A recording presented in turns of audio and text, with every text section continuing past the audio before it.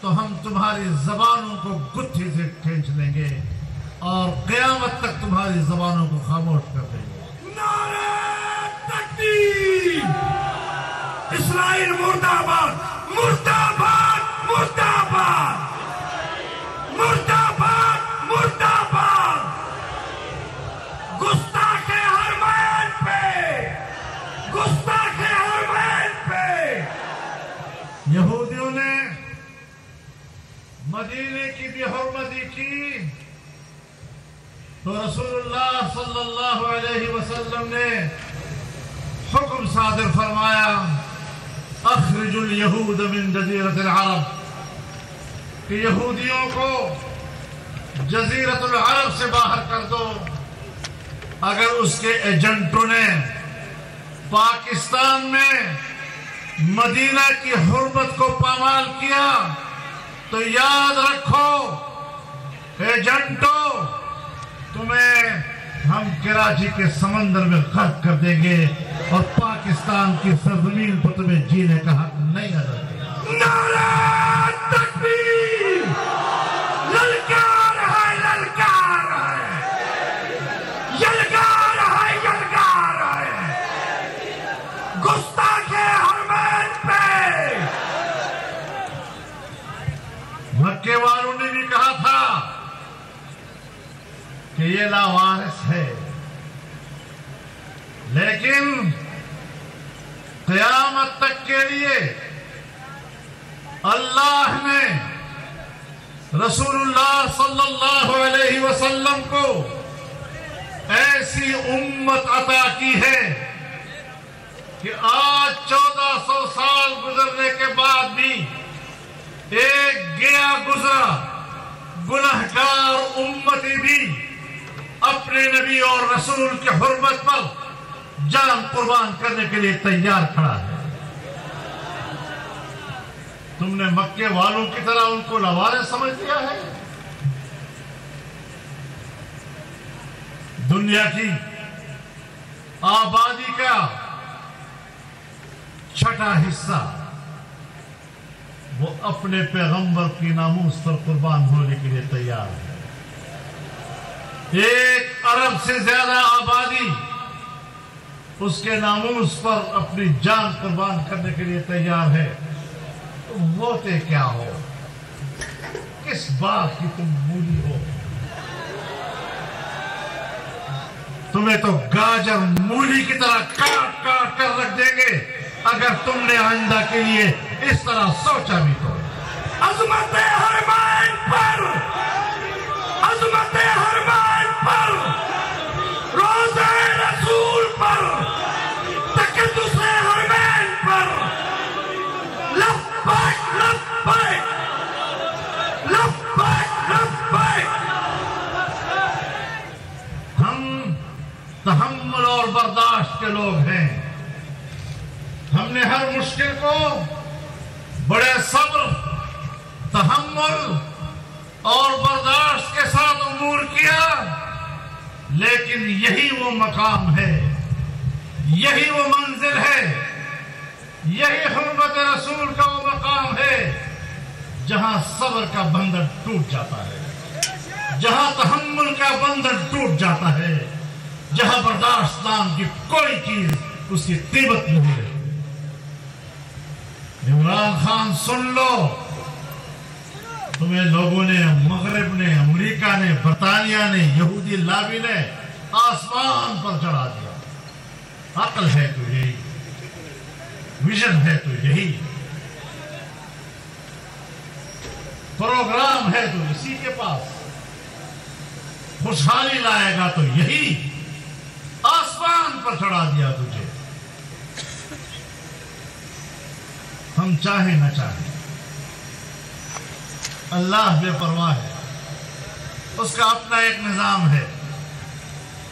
تو اقتدار میں آ گیا، میں سمجھتا ہوں اچھا ہوا تو اقتدار میں آ گیا، تیری نااہلی دنیا کے سامنے آ گئی، تیری نالائقی تشت بام ہو گئی، تو اپنے اہلیت کے لحاظ سے ننگا تڑنگا ہو گیا۔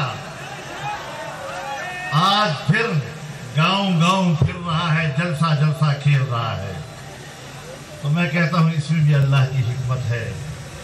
पहले आप कारकर्दगी के लिहाज से नाअहल साबित हुए, आज तुम इंशाअल्लाह दिमागी लिहाज से बीमार साबित होकर रहोगे। दुनिया को दिखाएगा कि ये ज़हनी बीमार, ये दिमागी बीमार, ये पाकिस्तान में सियासत कर रहा है। कमबख्त तेरी वजह से पाकिस्तान की सियासत बदनाम हो गई, उसकी वैल्यू गिर गई। मुर्दाबाद नशाई न्याजी, नशाई न्याजी, मरीज न्याजी, बीमार न्याजी, बीमार न्याजी। लेकिन मैं आपको मुतनब्बिह करना चाहता हूं कि जहां ये नाअहल और ये ज़हनी बीमार, वहां पर एक फितना भी है। ऐसे पैरोकार उसने पैदा कर दिए कि अगर वो अल्लाह होने का दावा करे तो कहते हैं हम फिर भी उनके साथ। खुद कहता है अल्लाह ने जो पैगाम पैगंबर के पास पहुंचाया, उससे लोगों तक पहुंचाया, तुम भी मेरा पैगाम लोगों तक पहुंचाओ। कभी खुद को अल्लाह के साथ बराबरी पे, कभी खुद को पैगंबर के साथ बराबरी पे, और इसके पैरोकार कहते हैं कि अगर वो नबूवत का दावा कर ले तब भी हम उनके साथ हैं।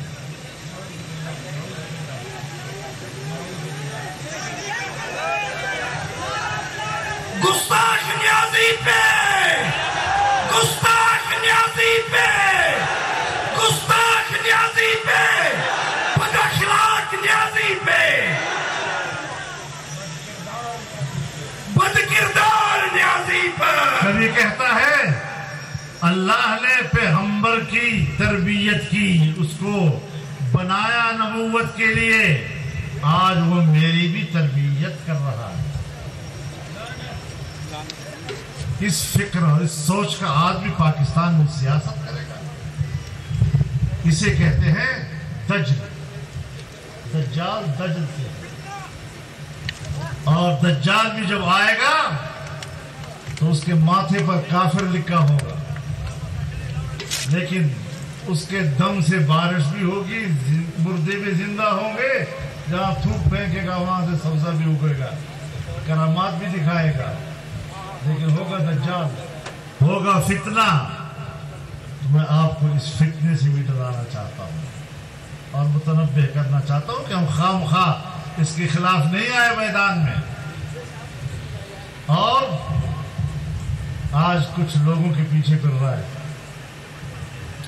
हमारी तरह के कुछ मजहबी रंग वाले लोग, उनको ये दीन सिखाएगा। जो मौलवी बेचारा इस कदर यतीम हो जाए कि उसे इमरान खान के साए की जरूरत हो, इसकी यतीमी पे रहम आता है। मुर्दाबाद सरकारी मौलवी, सरकारी मौलवी, दरबारी मौलवी, दरबारी मौलवी। नहीं, इस्राएली मौलवी कहो यार। इस्राएली मौलवी, इस्राइल का हामी, इस्राइल का हामी, यहूद का हामी। लोगों को दीन सिखाएगा, पता नहीं अपनी तहारत करनी भी आती है या नहीं।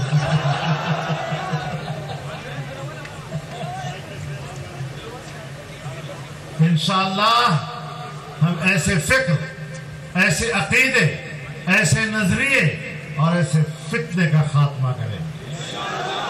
अगर हम कादियानी फितने के साथ, उसके पैरोकारों के साथ जंग लड़ सकते हैं और ता क़यामत जंग लड़ने का अहद किया है, तो ये क्या छोटी मोटी फितनियां ये हमारा मुकाबला करेंगी। इनको तो एक ज़ब से हमने हटाया है और एक ज़ब से दफन करेंगे इंशाअल्लाह।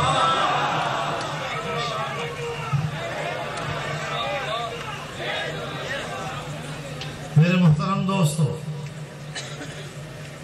इनके जलसों से डरना नहीं चाहिए। ان کے پیروکاروں سے بھی نہیں ڈرنا چاہیے. میری شرافت مجھے ان پر تبصرہ کرنے کی اجازت دیں گے.